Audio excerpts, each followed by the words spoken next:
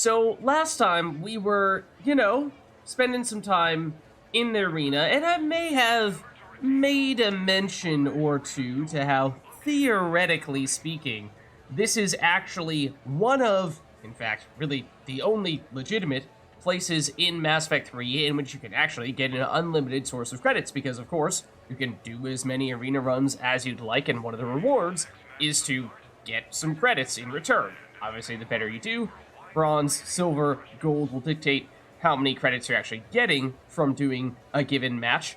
But if you're willing to be patient about it, then you can quite literally get a theoretically unlimited number of credits. So I may have done that. I may have gotten a little carried away. Because as you can see there, the credits number currently reads over 1 million.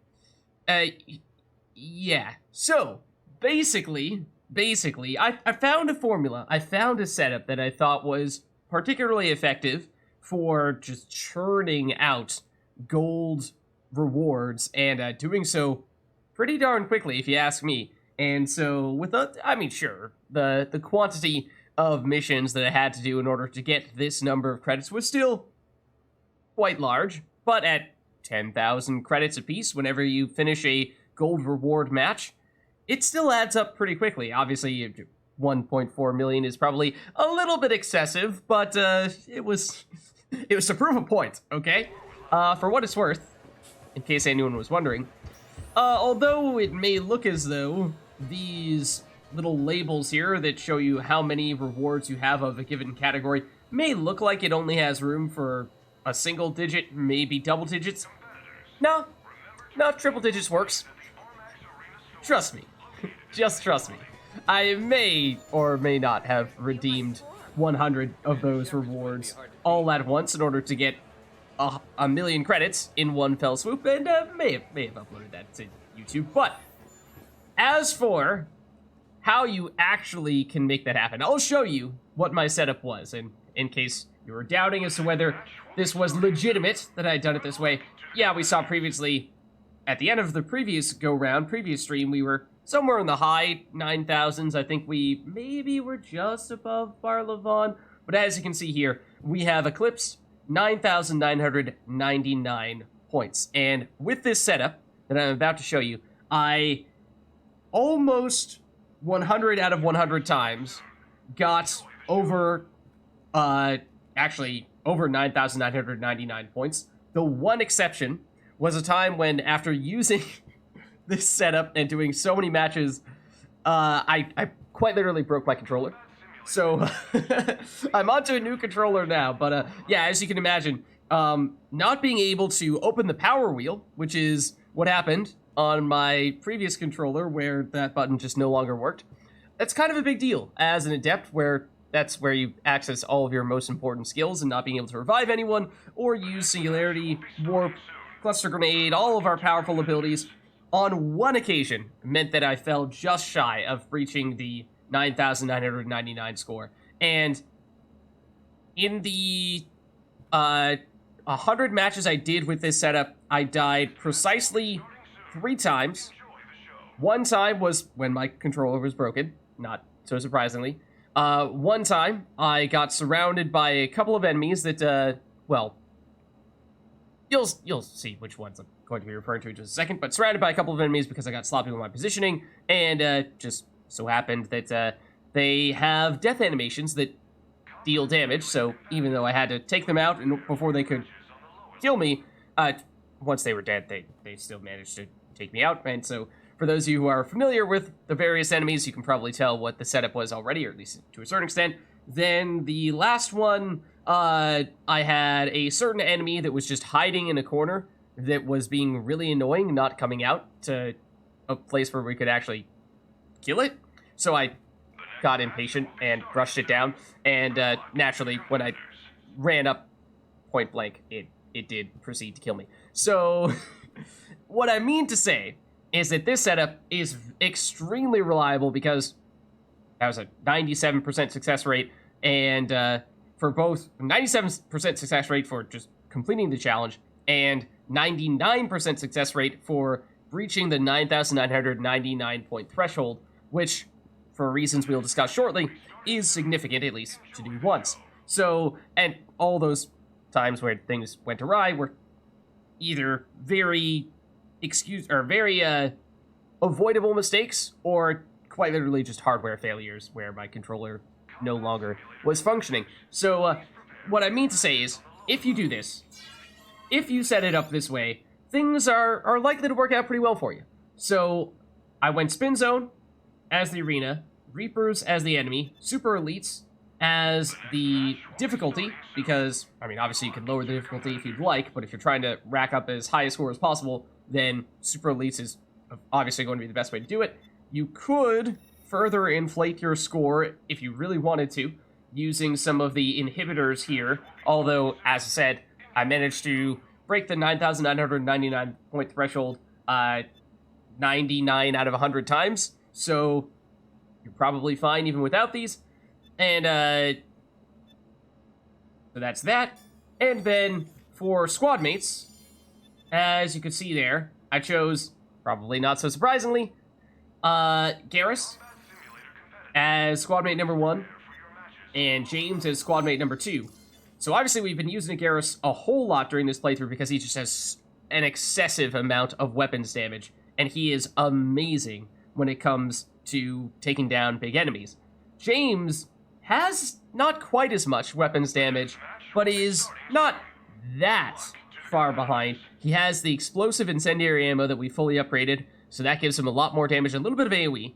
And perhaps one of the few weaknesses that Garrus has is that he doesn't have great crowd control or ways of just bursting down an enemy that is kind of hiding in a corner a little bit, whereas James, with his frag grenade, has an ability that you can just instantly proc, because once you use it, it immediately triggers, and then you can do that repeatedly. And so if you're trying to rack up a kill streak, you can get really aggressive and just seek out on the power menu, okay, is there anyone who's on relatively low HP? All right, frag grenade them. Great, extend the kill streak. Look for another relatively weak enemy. Go for them. Frag grenade, extend the kill streak. So on and so forth. Obviously, you do have a limited number of grenades, but it's a pretty high number nonetheless. And while you're doing that with James, meanwhile, Garrus is shooting people down with his Typhoon, and in the amount of time that you are buying Garrus to get a kill with all those frag grenades that James is using, Garrus is going to get at least a kill or two to his name as well. So yeah, actually just Reapers, Super Elite, no need for the mirror match, so not the Spectre enemies, but even with this setup, still very, very reliable. So I'll take a quick look over here to show you what the weapon setup was. But it is probably not going to come as a surprise, at least certainly not with Garrus. So for us, obviously we're an adept, so we're primarily spamming powers, and Garrus and James are providing the brunt of the damage here. So honestly, even when our controller was broken, I did several matches like that, and there were several times when I still completed it, didn't die, and breached the 9,999 point threshold. Only once did I die, and only once did I survive, but fall just below 9,999. So it is still very feasible, even with doing just about nothing. Obviously, you should probably try to do a little more than that. But, so we have the Hurricane, which is the primary weapon that I was using when I was trying to contribute more directly, and we have the Acolyte, which in the campaign is usually what we've been leaning on more so than the Hurricane, but for the arena, I tended to go Hurricane. But as I said, at least in our case, we're mostly spamming powers because we're an adept. The weapon has not been a huge factor for us. For Garrus, however, the Typhoon has been obviously amazing. I actually tried, let's actually talk a little bit more about James first, because for James, we were talking previously during the campaign about Typhoon versus the Particle Rifle, because the Particle Rifle actually shoots a little bit faster than the Typhoon does, and with James' explosive incendiary ammo, the faster you're shooting, the more often you're going to proc those, I think it's 100 damage explosions, and so even if you have a low damage weapon, if it shoots really fast, you're going to get a whole bunch of damage out of those explosions, and that can make up for the lack of upfront damage. And the particle rifle does have lower damage than the Typhoon, but it does shoot faster than the Typhoon. So I was curious to see, does particle rifle work better, or does Typhoon work better? And for James, it doesn't make a huge difference. After, I think I went for roughly 50-50 in terms of particle rifle matches and Typhoon matches, and didn't really see much of a discernible difference. I did start with the particle rifle and then transition over to the Typhoon, and my scores, I think, might have gone slightly higher when I had him on the Typhoon, but not a huge difference maker.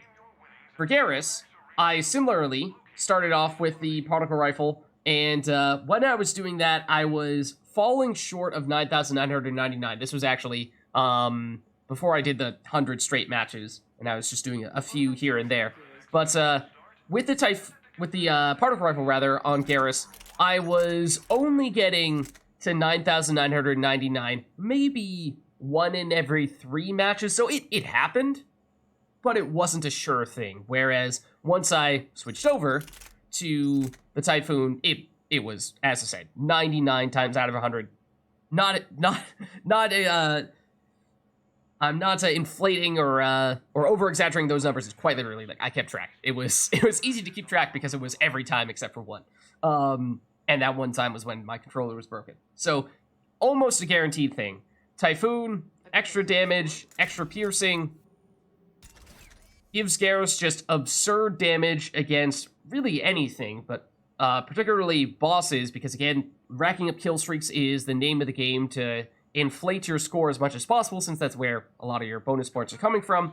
And so it's fairly easy to take out things like husks quickly and extend the kill streak, but the tougher part is when the only enemies on the playing field are things like banshees, brutes, to a slightly lesser extent, ravagers, because those enemies have more HP. But with Garrus, as long as he has a clean line of sight on people and he can empty a full clip, he's taking down certainly ravagers, I think still in one clip, brutes. If not one clip, then very close to it, and helping them out with throwing a warp to debuff enemies and add a little more damage to the equation, and they're definitely going down. Banshees take a little bit longer, but if you have both Garrus and James going, and you warp the Banshees to, again, get a debuff, it's still possible to take them down quite quickly. And for that reason, not only do you rack up more points, but it also means that, as I was saying, I only died 3 out of the, technically, 103 attempts that I made. And so it means you can keep yourself really safe as well. So awesome for that reason too. Welcome. What's up?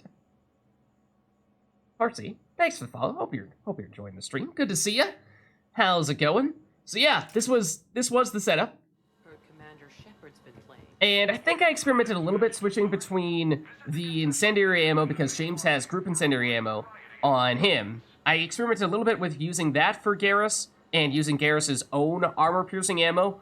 The armor-piercing ammo for Garrus is specifically for him. Didn't spec that for group ammo, but it gives him theoretically better boss damage. However, doesn't give him the additional explosions from the explosive incendiary ammo, so slightly less AoE.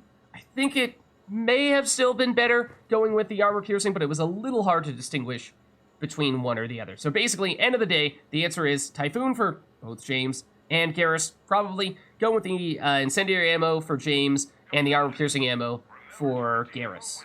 So let's get started, and I'll show you what the go-to strategy was in terms of positioning and everything. So you start out here, and you can actually skip this, but if you do, you're going to get facing in the other direction.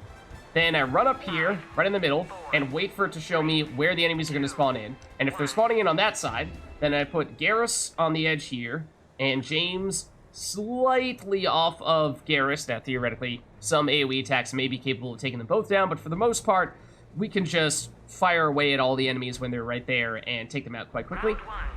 And then we usually stay right here.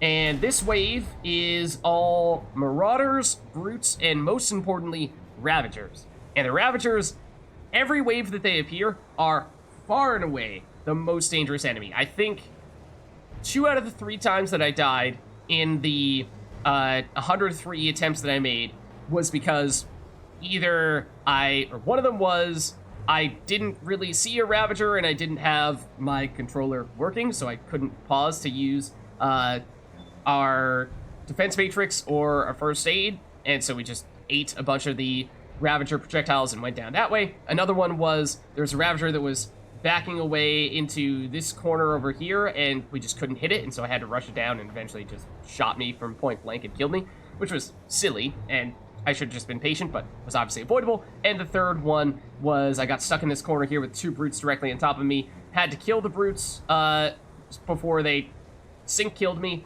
but I had lost shields, and so during their death animations, they were right next to me, and they killed me during their death animations because those deal damage. Those are the only ways that I ever died. So, for this part, we can start by messing with the Marauders, and shouldn't be too much of a problem taking care of them. The big thing, like I said, is just trying to get rid of those Ravagers, and usually what happens is we can try to set up a Warp plus Singularity combo, although generally speaking what tends to happen is that before we can actually pull it off, the enemies get killed, because Garrus just has that much damage. So again, we can poke our heads out here and there, to mostly just get a warp going. And we want to just be careful, though, when we do that. As you saw, there was a Ravager that was starting to get a bit of an angle on us. And so, just want to make sure that we aren't subjecting ourselves to Ravager attacks like that. And, again, we're on 7 kill streak already, which is obviously quite high. 8. 10 is the maximum. And, basically, just looking to try to extend that kill streak as much as possible. When we see we're gaining some momentum like this, and now we've had not yet a chance to extend this kill streak, this is where occasionally I'll deliberately just get really aggressive with James's frag grenade, and we just got maximum kill streak. So now this brute is on top of us, which normally might appear to be a bit of a problem, but we can use James's Carnage and our Warp Tomb, immediately trigger that fire explosion from the Carnage, and the brute is dead. So we're already on the max kill streak, so we aren't really concerned about that at all. I believe this is the last enemy here, but you do want to be careful that you don't get caught off guard and happen to have a Ravager spawn right out there with clean line of sight on you and then just annihilate you. I'm pretty confident that is not going to happen, but I'd be lying if I didn't say I've gotten myself in trouble with that happening once or twice before. The bonuses when we're stationed here in the middle are usually pretty slow. There's only one location that it can spawn, which is down there, that is usually far enough away that I decide not to go after it. They spawn right here again, which is fine. This is a solid position for us to be in that case. So this wave will be Ravagers, Brutes, and I forget if there are still Marauders, but most importantly, the addition this time is Husks. So that means an easier target for our singularities. Round 1 is a little bit hard for us as an adept because there are no singularity-able targets right off the bat. At least not until Garrus or others remove the armor, or rather remove the shields off the Marauders. But again, there are still Ravagers, and so they still remain the most dangerous of enemies. And so we want to make sure that we take care of those quickly. That brute just ate my bro that was supposed to take out that Ravager. There we go. And so sometimes this group packs so much damage that we will quite literally kill the enemies before they have the chance to respawn. And so you're just waiting. You're just waiting for them to come back out. And so you want to be a little careful when that happens, because you can get caught off guard. It's kind of what I was alluding to before, where you can get lulled into a false sense of security thinking that there are no enemies left in an area, only for a Ravager to spawn right there and suddenly shoot a whole bunch of those high damage projectiles at you and cause a whole lot of trouble. Another thing you can do is, at least as an adept, much like with James' grenade abilities, we can chuck our cluster grenades and deal a whole lot of damage very quickly. So that helps. There, just throwing the warp to help our teammates deal more damage. Once again, the bonus spawning in the same place, a very convenient spot. It does seem to show up here quite frequently. Okay, then last wave of enemies spawning in here. So all we're going to do is we're just going to shift our team slightly. So we're going to put James over there on the left side. Garrus basically can stay right where he currently is. And this wave is going to be Banshees, Two banshees? No, one banshee at a time, I think. Two brutes and two husks. Notably, no longer ravagers. So oddly enough, console, what heresy is this? Actually PC. I'm just using a Xbox controller. But so notably in this wave, no ravagers. So odd as it may sound, this last wave is arguably the easiest. I'm not sure if I've ever died on the last wave in all those attempts that I was discussing. So in this case, we can either, for Shepard, position ourselves here on the left side, or initially, I would set myself up on the right side. There's not as much opportunity to get as much support fire in. If you go to the right side, it doesn't feel like, at least. So this side is a little more aggressive, but it is potentially a little bit more vulnerable because enemies tend to more aggressively come after you here, whereas if you hide in that sort of the far right side cover, then enemies tend to come after James and Garrus more so than after Shepard, and so it's certainly a little bit safer. But we're going to go the slightly riskier route here. And you can hear the Banshees. Well, two brutes, as said. Pretty sure we already primed that brute, so we can give him a throw. Take him out. So, oddly enough, the thing that our squad mates struggle with the most in this encounter, oh, hello Banshee projectile, is actually the husks. Actually the husks. Because as we're seeing here, this husk is about to rush down Garrus. They can get a little distracted by the bigger enemies, and then the husks run up to them. It's like here, for example, there are no enemies until that Banshee comes back in. And so we're just waiting for them to spawn in at this point. And we have a 9 kill streak, so we're really hoping the enemy spawns right off the bat. In fact, I do see an enemy trying to loop around. There's every once in a while, usually brutes will be the ones that try to flank to either side. It's usually rare enough that it's not a huge concern. And the brutes they're not quiet. And if you're looking at your mini-map, then you can see them coming. So it shouldn't be too much of an issue to adapt when you see them on their way. Here's another husk that is rushing down Garrus. So again, when they focus on the husks, they can take them down quickly, but as we are seeing right here, the husk distracted Garrus, allowing this brute to have the opportunity to hit him, and so we'll just first aid him. And shouldn't be too much of an issue. And also use James to do more damage with the grenades in a burst. Because there are grenades in a burst, usually even when enemies are right on top of us. We can take them down quickly enough that it's not that big of an issue. And we are done. Gotta give them the high fives. And there you see 11,000 points there, so well over the 9,999 threshold. And that one in 2 minutes, 26 seconds of game time. And that is about the amount of time that it tended to take me to get them done. Sometimes a little bit longer if there were enemies that were hiding in corners. Sometimes shorter if I got really aggressive with particularly the James frag grenades. And just occasionally that meant just extremely fast. Usually round 1 or round 2 if you happen to have, say, husks right next to Ravagers, and you just grenade them as they're standing all right next to each other, you can take out a bunch of enemies in quick succession. So that's possible to get a whole lot of kills very quickly that way. And as I said, that was the recipe for getting a whole bunch of rewards there. So much so that I got really over 100. And again, 99% success rate of getting over 9,999 points. And 97% success rate of not dying, and that those numbers are both skewed a bit by having a destroyed controller for some of them. So for all those rewards, I just bought the 10,000 credits, and that's how we have a whole bunch of credits right now.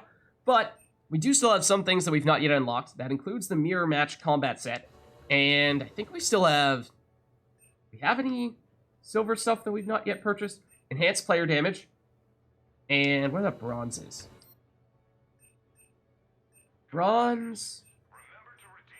We may have got... Yeah, we've gotten everything here. Okay, so we could get the mirror match right now, or we could trade down and get the increased player damage. I mean, either way, we have 2 more things left, and does mean we'll need to get one more run in here if we want to try to unlock everything. So we definitely will want to experiment a bit with mirror match soon, but maybe first we convert to silver and unlock the last thing there. So let's go convert to silver. Then we'll get the enhanced player damage. And we'll, for the remainder of stuff, just take the credits, I suppose. And obviously, with the huge chunk of credits that we currently have, it now means that, well, just about any weapons or weapon upgrades are very feasible for us to pick up here. So that's, you know, we definitely went the excessive route there. So if you want to, you can go in and do 100 matches and get 1,000,000 credits, because you can get well over the, 6,000 point threshold every time to guarantee you get the gold prize. And that way it's going to be a great way to get additional credits. But, you know, just doing a few of those at, what did we say, about 2.5 minutes apiece, at least, of in-game time. Obviously, spending a little bit of time walking over back to the arena, the loading screens, waiting for enemies to spawn in initially. I don't know if the timer starts right when the enemies spawn in, or if it starts as soon as you step into the arena. But, and then the screen at the end telling you the results and all that stuff. And anytime you spend pause on the power wheel, all those things mean it's going to take probably more like 5 or so minutes, maybe a little bit more than that per run, but 10,000 credits per 5 minutes is still an incredibly fast rate. And so if you're just really looking to purchase an expensive weapon, or you need to heavily upgrade several of your weapons, then it is still a really effective way to get that done. While we're over here, though, let's take a look at our emails, because there are a few things here that we will want to check out. So, we have thanks for breaking the scoreboard from AAA Information Technology Department, Commander Shepard. When I heard you broke the scoreboard, I thought you had discovered another bug. Because yes, the scoreboard only shows up to 9,999, and we, as we saw in our previous match, got 11,000, so we exceeded it. The maximum score, at least that it was capable of displaying, by quite a bit. But I watched the replay of your fight, and I was left awestruck. In testing, we had a team of Krogan Battlemasters try to reach 10,000 points, but they never could. Somehow, you did it. The answer is Garrus, basically. It'll take a while for us to rewrite our systems to support higher scores, but it was worth it to see someone do the impossible. I spoke with our management to try to provide you with some merchandise. It turns out we weren't budgeted for it this year, but we actually had some suits of armor captured during the attack on the Citadel. Research and design are done with them, and now they need a good home. What would you say to a Cerberus Phantom's armor? Thanks for playing, Commander. We hope you had as much fun as we did. Virginia, Rio John, Principal Systems Administrator, Armax Arsenal Arena. So, by breaking that 9,999 point threshold, you can get an additional kind of secret bonus reward, and that's why I was kind of using that as, well, the threshold that I was sort of judging our performance in all those matches on. And so, because I was able to do it 99 out of 100 times, I would say it's a pretty solid way to try to unlock this hidden secret armor, if you would like. So that's one thing. Then you beat my high score. I got this little automated message saying someone just beat my high score. And it's you. Just had to rub salt in it, huh, Commander? What do you think? Rematch me when this whole war thing is over? James. For what it's worth, we passed James a long time ago. James Vega at 5,238. He's, it's on the bottom half of the scoreboard, so yeah, we had passed him a while ago at this point, and I was kind of expecting for that to be coming from, I don't know, someone like Arya, since she's much closer to the top. The Barla Vaughn is actually number 2 right now. We have some other things here, including unusual scores. Commander Shepard, here in the Arena IT department, we are attempting to isolate a bug in the simulator. The bug causes unusual scores to show up, probably due to a memory leak. We are looking for a competitor who can reliably rack up high scores to serve as a paid consultant for the duration of our tests. We think you would make an excellent baseline. If you're interested, the aspect that needs testing most is a layout with memory-intensive creatures, like the super elite level opponents. Selecting those enemies should help us isolate the leak. We look forward to working with you. Virginia Rio-Jean, Principal Systems Administrator, Armax Arsenal Arena.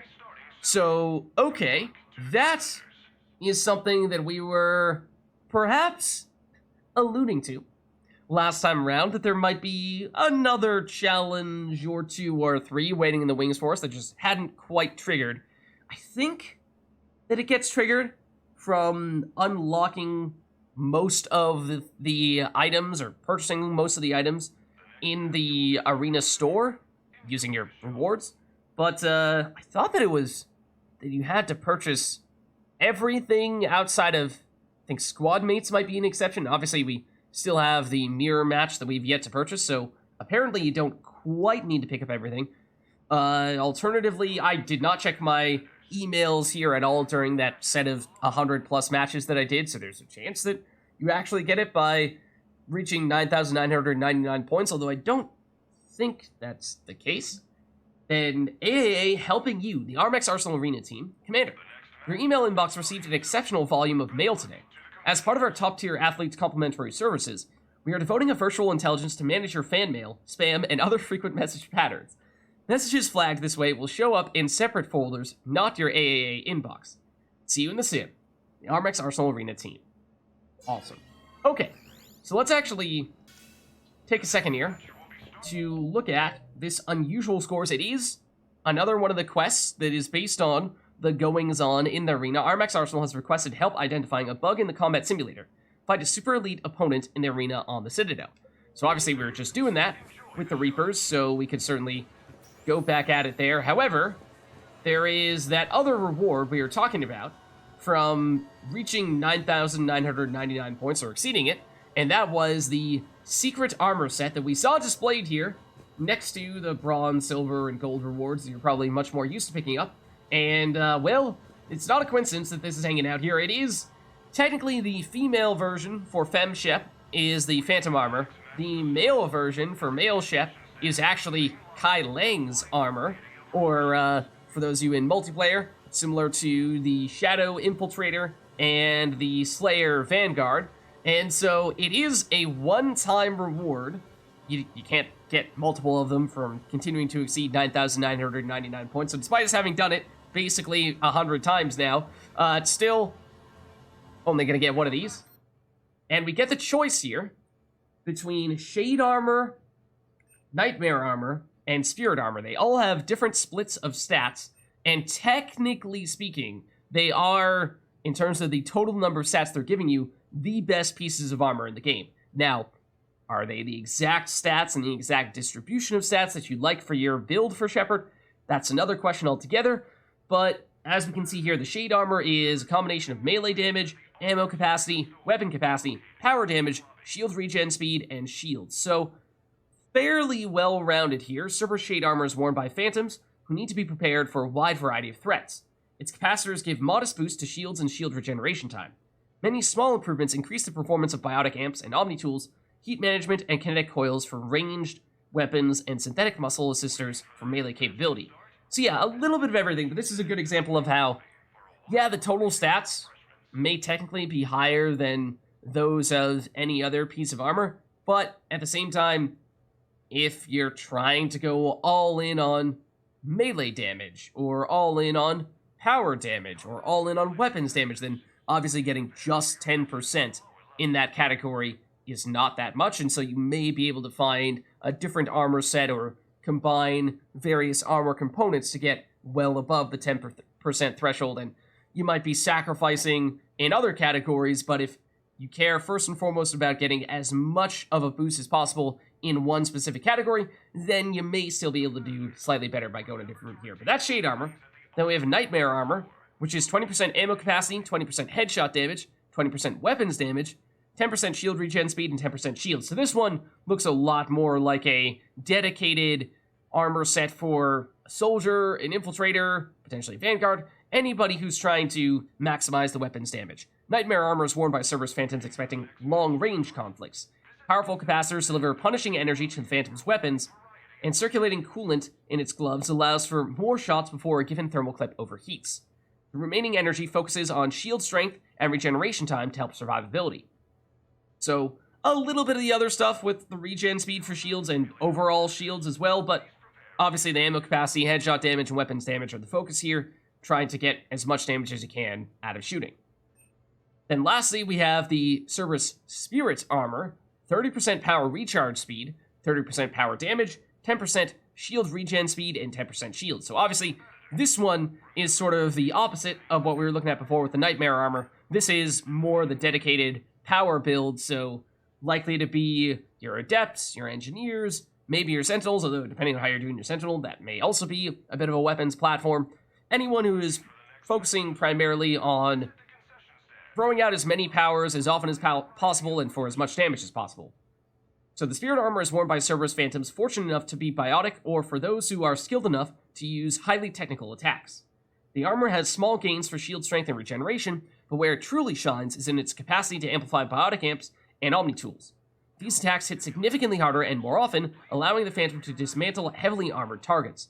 So, good example of what we were talking about before, where again, depending on what you're looking for, this may be better or may not quite be what you're looking for, because obviously we're an Adept, so recharge speed and power damage sounds great. On the other hand, with our equipment that we've been using thus far, we've been focusing almost entirely on maximizing our shields, and so 10% shields from this armor is definitely a downgrade defensively in the name of getting what is definitely much better offensive setup here. So, is that a trade-off that we like making? Maybe, maybe not, especially against Reapers from the Ravagers. To put it into context, the additional shields that we're getting right now is such that one Ravager projectile immediately one-shots our shields. I think the second one gets us down to a sliver of HP, and then it would take a third one to actually kill us. Now, oftentimes, if we're caught out in the open and a Ravager is shooting us, it hits us once to knock out our shields, hits us twice to almost completely kill us. If, in that brief window of time, any other enemy has hit us, then we're going down. So, that tiny little bit of extra survivability may or may not make a difference here. I mean, again, we're saying one-shotting shields, so I suppose losing out on shields is not making a huge difference, but I don't remember if we have any additional health from our existing armor. We may, and obviously this setup here has no additional health bonuses, so yeah, I mean, this is definitely the right fit for us, so this is the one that we will be looking to take, but as I said, you can only get this once, and you have to obviously choose between these three, so don't just casually saunter in and go, oh, I'll take this first one here, and then with the next time I get 9,999 points or more, I'll just pick up the next one, and I don't even have to worry about choosing which one I like most. No, you will get stuck with the one that you chose first if you do go that route, so make sure that you are mindful of picking which one feels best for your character, and I think it might even be if you do a New Game Plus with the same character, then you are also locked into that armor set, so again, if you want to use this armor set, and it can, in some cases, be the best armor set in the game, then just be mindful of which one you pick here. And yeah, so I think we will go Spirit Armor because, at least offensively, it is the best setup for us. And then defensively, if we want to maximize shields, then we can, of course, go in and use the armor that we've been using thus far. So it also gets rid of the armor on the mannequin, so I suppose that's fitting. So that is the ultimate, technically kind of secret reward, because you don't actually know that it's available until you reach the 9,999 point threshold. But we do have other things to do here, because we still have this Unusual Scores quest. And so the RMX Arsenal has requested I help identifying a bug in the combat simulator, find a super elite opponent in the arena on the Citadel. So maybe what we do here is, for this one, we'll go for what is pretty much the same setup as we did last time, with the one adjustment being that we'll try out that new armor that we just picked up. So let's see. Yeah, we're getting a lot of additional health from the armor that we're using here. So it means that we're still getting one shot with our shields. So not much changes there, at least from Ravagers. Whereas, and again, Ravagers are definitely the most dangerous enemy, at least against Reapers, so I think that's the most relevant enemy to compare yourself against. The health, I think that even caught out in the open, taking one Ravager projectile, we held on by a thread, but oftentimes I still went down anyway because, you know, one poke from a Ravager or Brute or what have you, and you're gonna die. Or Marauder. But let's... Oh, I did not remember picking this up, but apparently we did. Here is the one that we just got, so it is, yes, Kai Lang's armor, or if you're playing as Fem Shep, it'll be Phantom armor.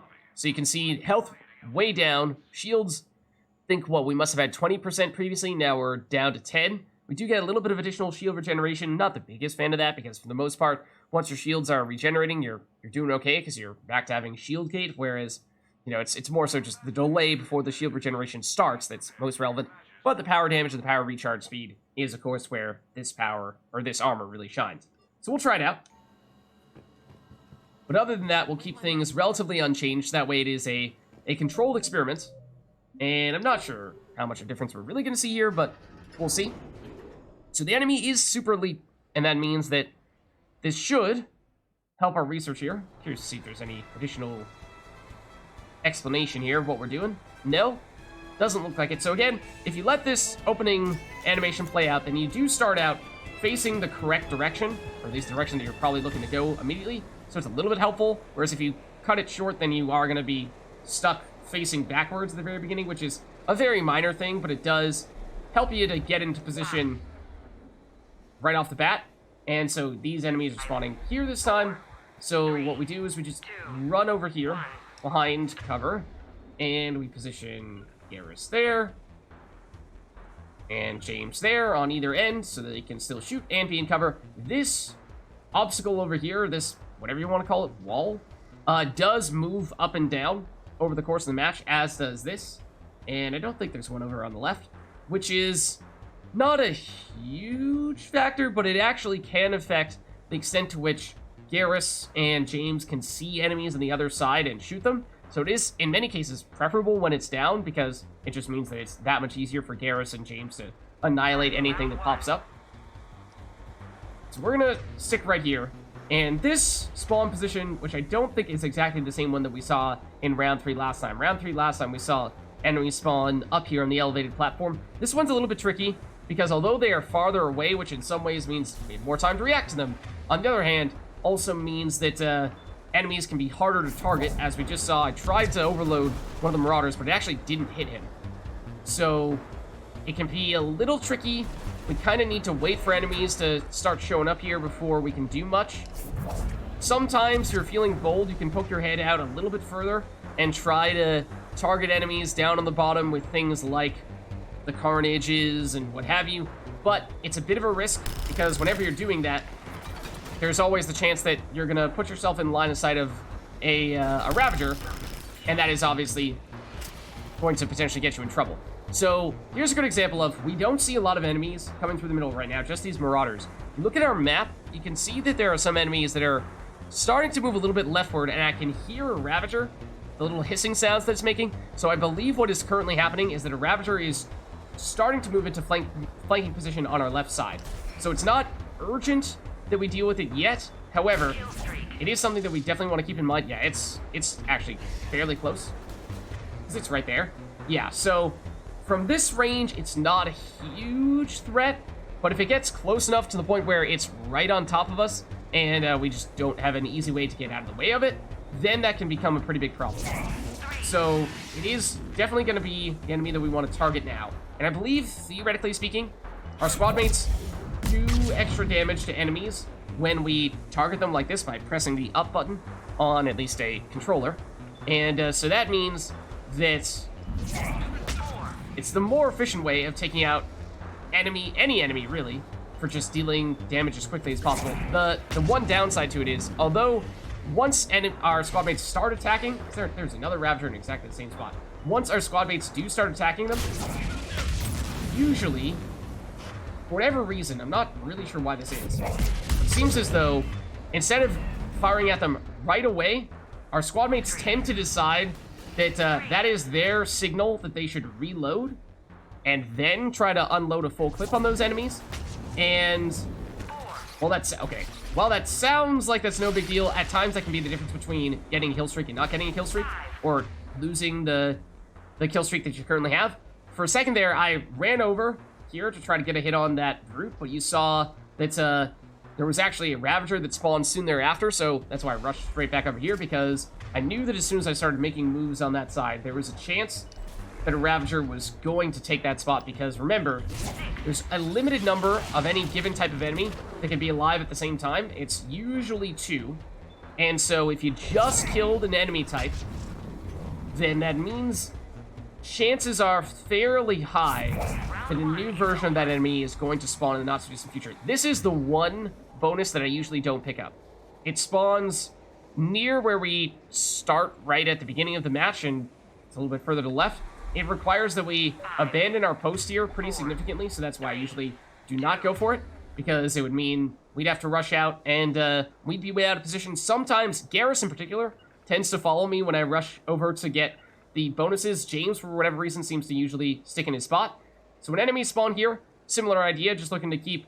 Usually I put Garrus on the edge and James a little bit further in, because that way there's a slightly better firing position for Garrus than there is for James, since James has not quite as much damage as Garrus does. That feels like, you know, prioritize Garrus over James for that reason. This spot in particular, I find, is pretty good for chucking grenades, which is good for just extending kill streaks, or going after husks when you have a fairly high kill streak, and you're just wanting to build it further. You tend not to need to go for those grenades if our squad mates are staring down brutes. They're usually quite good at taking out quickly.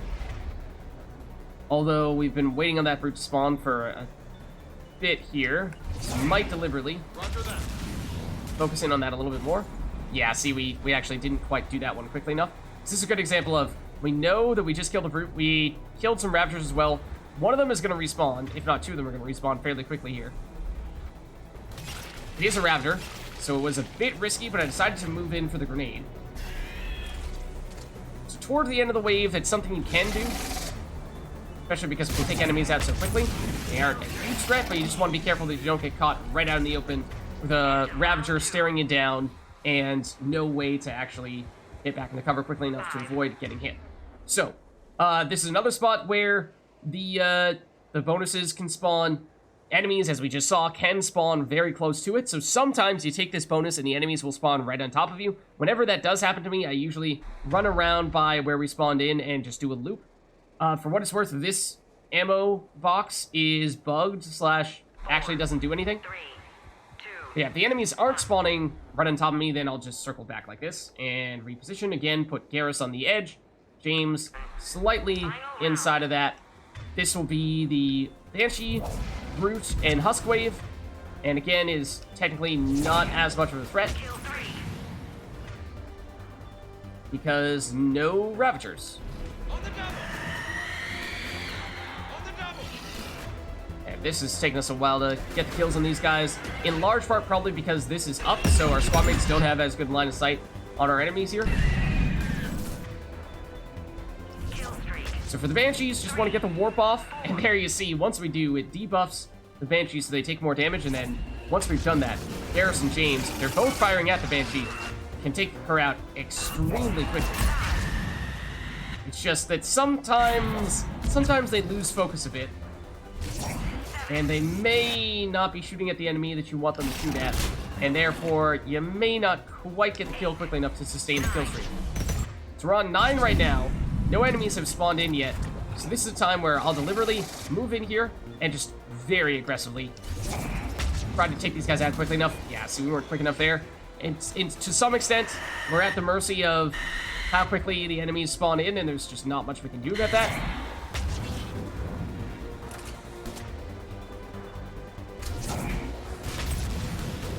Just duck here so we don't get hit by the Banshee projectile, and wave is done.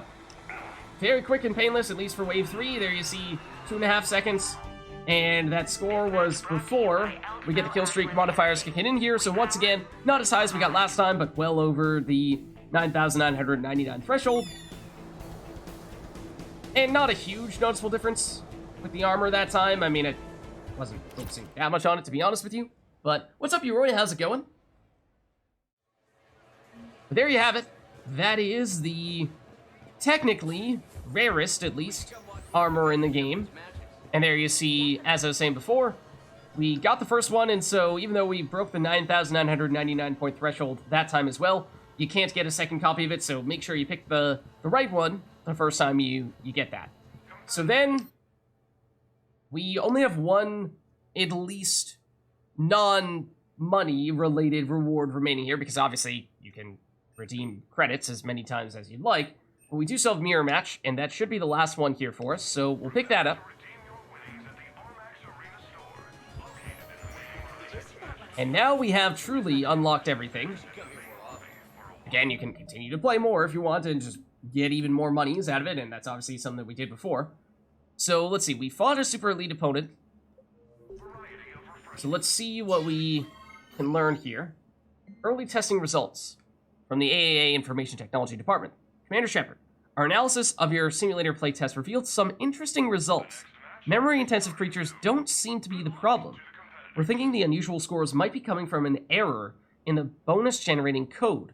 To help us test, could you enter a match with all the limitations for maximum bonuses?